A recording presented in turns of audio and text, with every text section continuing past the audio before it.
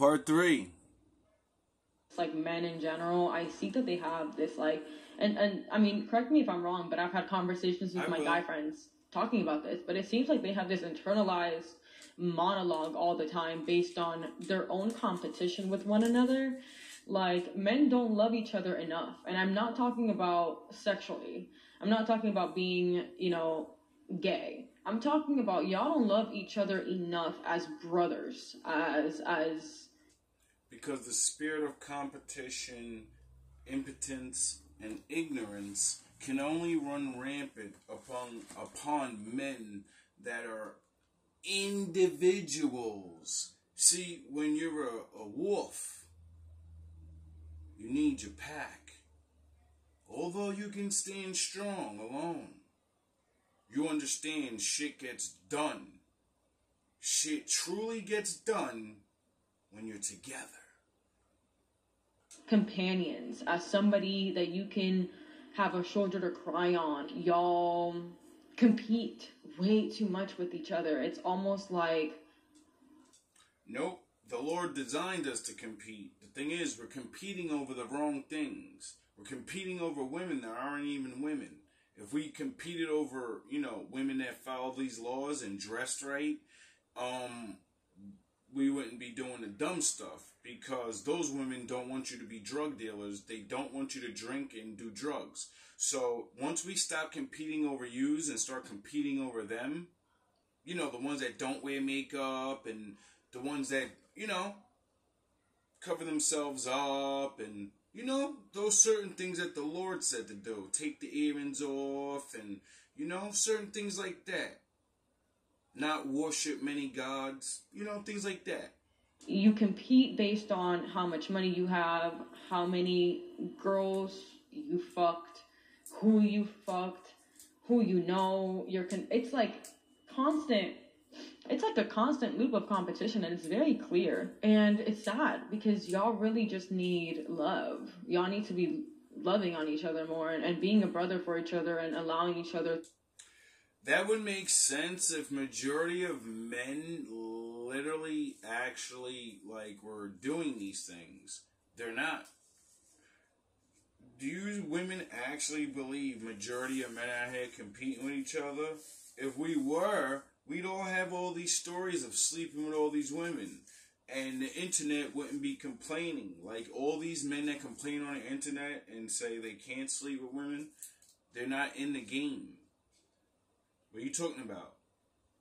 It's a very select few men that are doing this. To hold space, to be vulnerable, y'all need to start feeling your emotions. We do. Allow yourself to cry in front of one another. Like that. We had things like that, and then the feminists smashed those organizations to dust. So now we are online, and then they smashed that to dust. And, now we're wherever we are. That takes a lot of courage, especially in a society that tells men that they cannot feel any emotions or show any signs of emotions, because that's going to make you weak.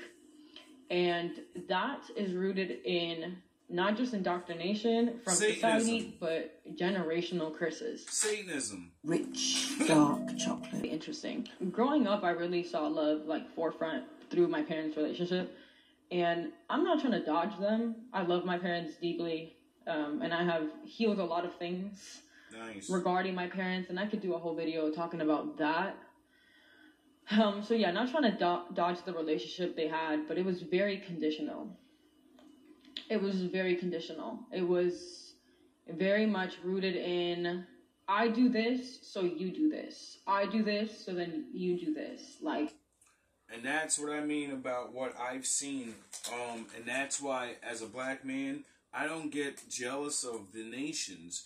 Because yous made it imaginary. Like, yous are living this fucking wonderful life. And when I actually walked in your houses and seen that yous have, moms and dads that actually don't love each other.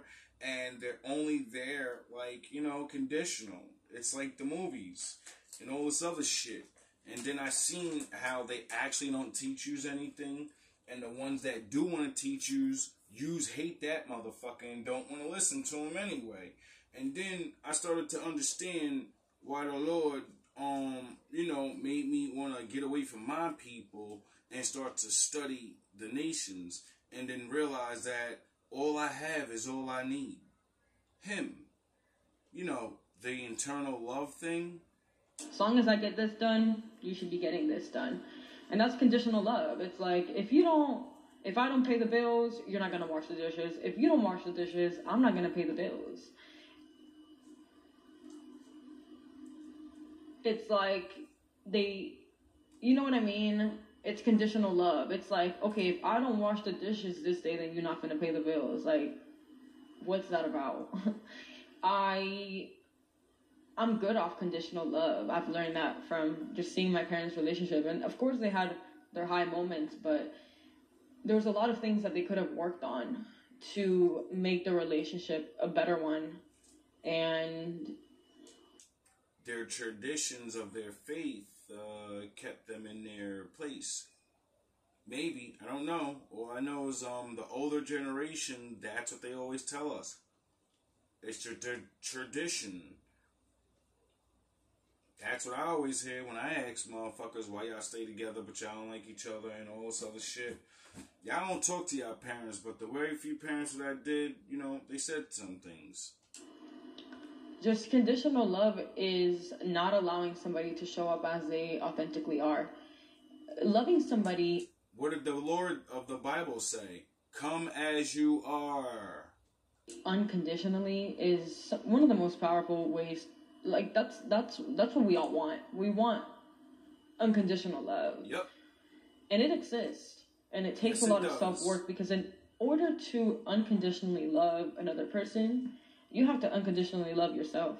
Yep. And you have to, fight your demons. You have to work with your shadow self. Yep. You have to look at the darkest parts of yourself and the darkest parts that you went through in this life and do the work and heal from it and understand how those dark parts are a part of you, but you also have a light side. Like, we all have a dark and a light side. Everything in this life has a positive and a negative pull to it. Somebody gets it. Unconditionally loving yourself will then allow you to unconditionally love other people, which is what we all really want and desire, is for somebody to love us despite our scars and our wounds and our imperfections.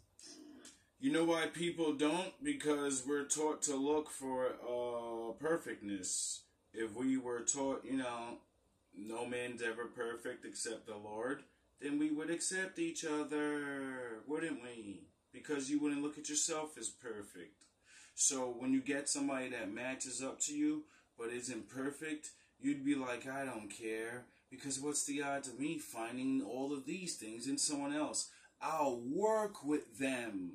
We still have time in life, so, I'm going to be with this person, so how about we work on these things? I'm going to accept it for what I got, and we're going to work at it, and we're going to make it better, and I'm going to help them be a better person. See, people don't do that. We go in and say, you better be perfect fucking now, and you better never make a fucking mistake.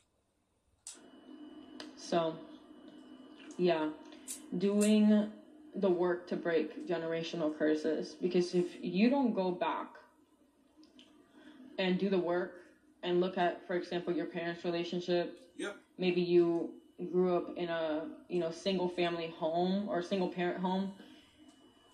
That can cause a lot of trauma. Yep. Trauma if you don't go back and understand what that might have cost you to now attract as an adult. Because I see it so often, it's crazy. If you don't break those generational curses, you're gonna start to attract relationships that mirror your parents' relationship. Going back to how sex is an energy exchange, and those are your test of God. See, once you start realizing, wait up, I keep getting the same type of spirit in the same different people. What the fuck is going on? You're supposed to wake up and be like, there's no way this is a coincidence. I know it didn't work last time. It's not going to work. And I'll take nothing. If the Lord doesn't send me something, or if I don't choose somebody that's not like them, then I'm going to be alone, because this is bullshit. This is totally bullshit. I should not be finding the same exact type of person in different people. And that's when, you go to the Father, and then he starts teaching you things.